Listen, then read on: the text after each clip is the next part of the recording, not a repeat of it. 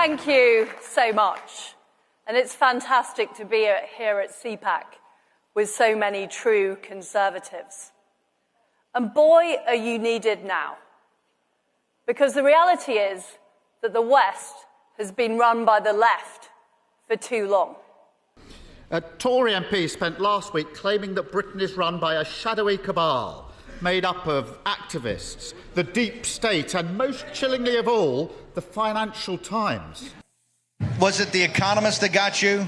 Was it the Financial Times of London? Are these the people we got? This is the party at the City of London. Are they the ones that run the deal over there? These are the friends of the bureaucratic establishment. At what point did his party give up on governing and become the political wing of the Flat Earth Society? And we've seen that it's been a complete disaster. On the streets of our big cities, we have people protesting in favour of terrorism. Mr. Speaker, his predecessor spent last week in America trying to flog her new book. In search of fame and wealth, she's taken to slagging off and they made her Prime Minister, now they can't bear talking about her. In search of fame and wealth, she's taken to slagging off and undermining Britain at every opportunity.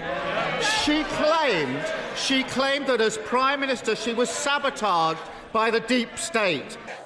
I wanted to cut taxes, I wanted to cut the size of the administrative state, and those people didn't like it. The economic establishment in Britain wanted to keep things the way they were, and they did. They got me. She also remained silent as Tommy Robinson, that right-wing thug, was described as a hero. He's not withdrawn the whip from Liz Truss, should he? No. Why not? Because I don't think she's done anything wrong. She didn't step in when the person on the stage with her said that Tommy Robinson was a hero. Why is he allowing her to stand as a Tory MP at the next election? Now, I thought that companies in the free market were meant to be about giving people jobs, giving people opportunities, making money, making profits, creating wealth for our country. But no, we've got a new kind of economics now in the West. It's called wokenomics. The reason he's letting her stand is because he's too weak to do anything about it. It's the story of his leadership. When they refuse to accept any blame for the ruin of the last 14 years, you do wonder who they think has been running the country all this time. And I refuse to have our history talked down, and I refuse to have our values talked down. We need to stand up for those values, and we need to stand up for them every day. This time. Thankfully, the former Prime Minister's on hand again to help.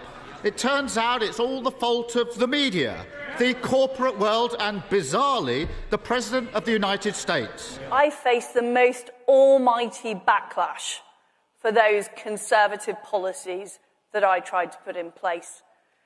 From the usual suspects in the media, from the usual suspects in the corporate world, but also from people that were meant to work for the government. Mr. Speaker, the truth is, these are no longer the Tories your parents voted for, and the public can see it. The Prime Minister has lost control of his party to the hordes of records and malcontents, the tinfoil hat brigade over there, the extremists who wreck the economy, all lining up to undermine him, humiliate him, and eventually to get rid of him. It's fantastic to be here and get the injection, the fresh injection of Conservative energy. We need it. We need it very much in Europe. We need it very much in the United Kingdom. And let me tell you, we have 10 years to save the West. Let's get to it now. Thank you. Thank you. Click here for a video about swing voters.